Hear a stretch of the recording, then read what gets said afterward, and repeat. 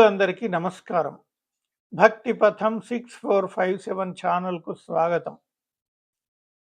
శనిగ్రహ శాంతి స్తోత్రం. శనైశ్చరాయ శాంతాయ సర్వాభీష్టప్రదాయినే శరణ్యాయ వరేణ్యాయ సర్వేశాయ నమో నమః. సౌమ్యాయ సురవంధ్యాయ సురలోకవిహారిణే సుఖాసనోపవిష్టాయ సుందరాయ నమో నమః. ఘనాయ ఘనరూపాయ ఘనాభరణధారిణే ఘనసార విలేపాయ ఖద్యోతాయ నమో నమః. మందాయ మందచేష్టాయ మహనీయ గుణాత్మనే మర్త్యపావన పాదాయ మహేశాయ నమో నమః. ఛాయాపుత్రాయ శర్వాయ శరతూణీరధారిణే చరస్థిరస్వభావాయ చంచలాయ నమో నమః. నీలవర్ణాయ నిత్యాయ నీలాంజననిభాయ చ నీలాంబరవిభూషాయ నిశ్చలాయ నమో నమః. వేద్యాయ విధిరూపాయ విరోధాధారభూమయే వేదాస్పదస్వభావాయ వజ్రదేహాయ తే నమః. వైరాగ్యదాయ వీరాయ వీతరోగభయాయ చ విపత్పరంపరేశాయ విశ్వవంధ్యాయ తే నమః. గృధ్రహాయ గూఢాయ కూర్మాంగాయ కురూపిణే కుత్సితాయ గుణాఢ్యాయ గోచరాయ నమో నమః.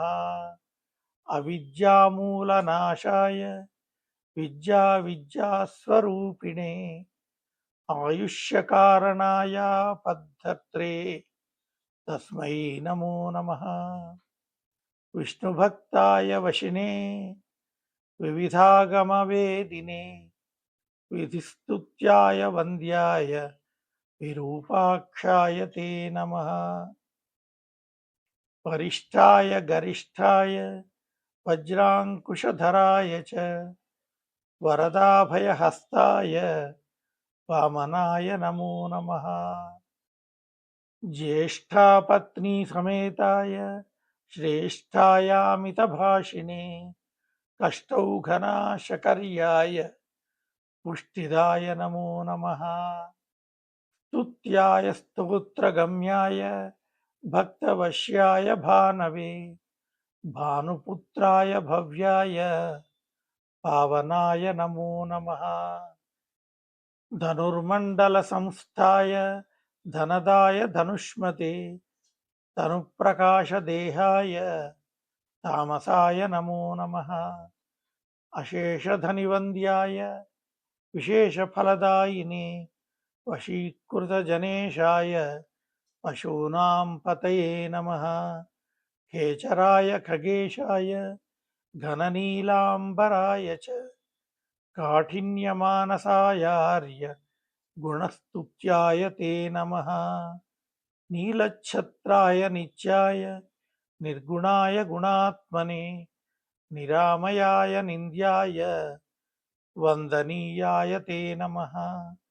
ధీరాయ దివ్యదేహాయ దీనార్తిహరణాయ చ దైన్యనాశకరాయార్య జనగణ్యాయ తే నమః.